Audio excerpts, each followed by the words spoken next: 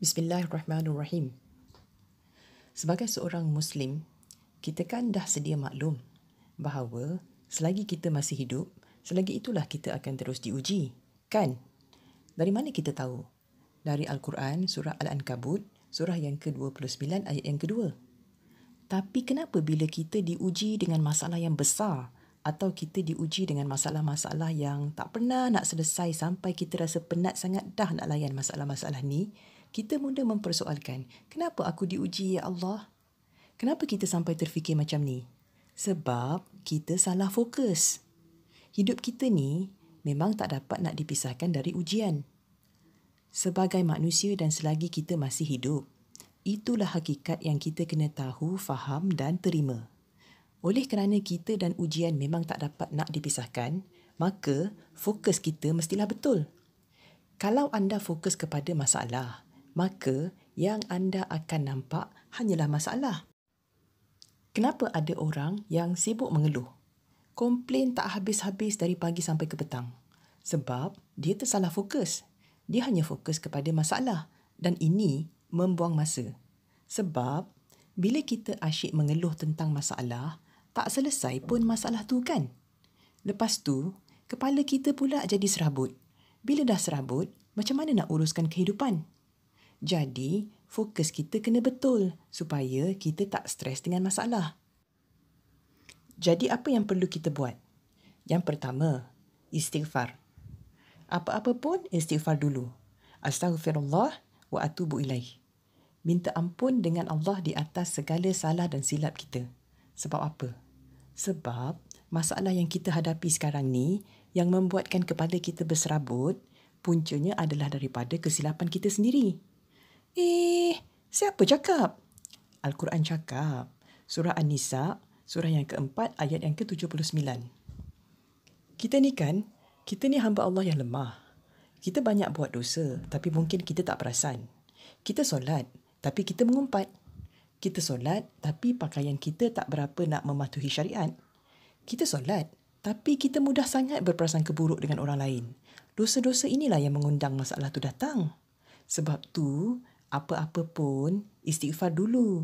Betul-betul minta ampun dengan Allah di atas segala salah dan silap kita. Barulah Allah sayang. Yang kedua, alihkan fokus kita kepada apa yang perlu kita buat untuk mengatasi masalah itu. Setiap masalah memerlukan ikhtiar. Ada yang perlu kita lakukan untuk selesaikan masalah tu. Jadi, apa yang perlu kita buat, buat. Buatlah apa yang perlu kita buat. Selagi kita tak buat, tak akan selesailah masalah tu. Duk macam tu je lah sampai bila-bila pun. Jadi, fokuslah kepada apa yang perlu kita buat. Jangan layan sangat masalah kita ni. Jangan biarkan perasaan kita hanyut dengan masalah. Jangan emosional. Kawal diri anda. Kalau masalah ni buat kita sedih, jangan sedih yang berlebih-lebihan. Jangan. Bahaya. Sebab apa? Pintu masuk syaitan ke dalam hati kita ada 3. Takut, marah dan sedih. Jadi bila kita sedih yang berlebih-lebihan, syaitan akan masuk ke hati kita. Syaitan buat kita leka dalam kesedihan itu sampai kita lupa untuk mensyukuri nikmat Allah. Sampai kita tak nampak hikmah di sebaliknya. Bahawa ujian yang berat ditimpakan hanya kepada orang yang sangat-sangat istimewa.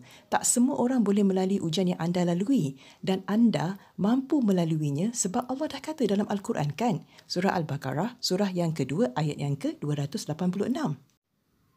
Sepatutnya kita cakap, Alhamdulillah, saya ada masalah. Dengan masalah ni, mudah-mudahan saya lebih dekat dengan Allah. Tapi, apa yang selalu kita buat? Kita sibuk mengeluh kan? Okey, tak apalah. Dah kita ni nama pun manusia. Nak buat macam mana? Tapi, kita kena tahu bahaya di sebalik mengeluh yang tak habis-habis ni. Allah dah pesan dalam surah Ibrahim, surah yang ke-14, ayat yang ke-7. Kalau kita bersyukur, Allah tambah nikmat. Ulang suara. Kalau kita bersyukur, Allah tambah nikmat. Kalau kita sebaliknya, sendiri mau ingat. Jadi, yang mana kita nak? Mestilah kita nak nikmat kan?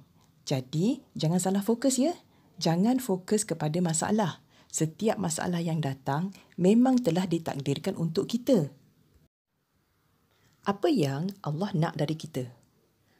Allah nak kita datang kepada Allah. Allah nak kita gunakan masalah kita tu untuk berdoa banyak-banyak kepada Allah. Bila kita tak ada masalah, kita macam tak ada point nak cakap dengan Allah kan? Sebab itulah Allah bagi kita masalah, supaya kita ada point nak cakap dengan Allah. Jadi, bila kita ada masalah, lepas istighfar, mintalah pertolongan Allah melalui solat. Mintalah pertolongan Allah supaya dibukakan jalan keluar. Kita ni hamba Allah yang lemah. Kalau kita banyak-banyak fikir tentang masalah kita, tak selesai pun masalahnya. Lebih baik kita serahkan masalah itu kepada Allah yang Maha Segalanya. Lagi pula, kita kan memang tak pernah diciptakan untuk menyelesaikan masalah. Sarah, biar benar kau ni. Kepala aku dia dah serabut dengan masalah tahu tak? Betul. Benarlah ni. Kita diciptakan untuk beribadah kepada Allah.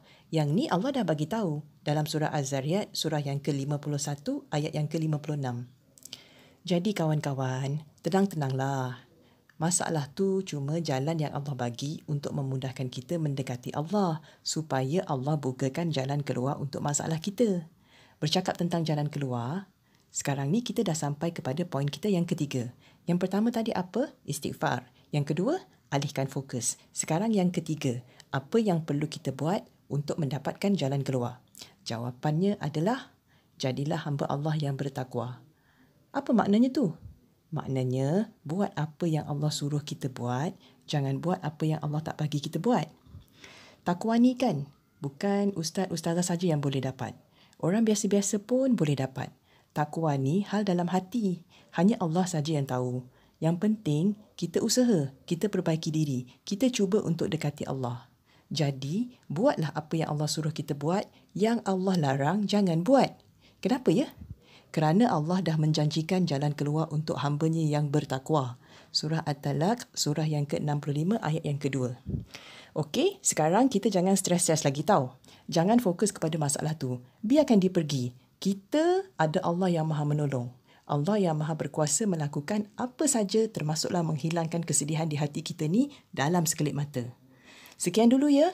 Melalui video ini, kami ingin berkongsi kaedah mengatasi masalah yang kadang-kadang buat kita terlebih stres. Mudah-mudahan lepas ni kita tak stres lagi dah. Jadi kalau anda ingin lihat lebih banyak video seumpama ini, tekanlah butang subscribe yang bertulis merah tu dan loceng notifikasinya sekali supaya anda tak terlepas video-video yang bakal diupload. Terima kasih. Jumpa lagi.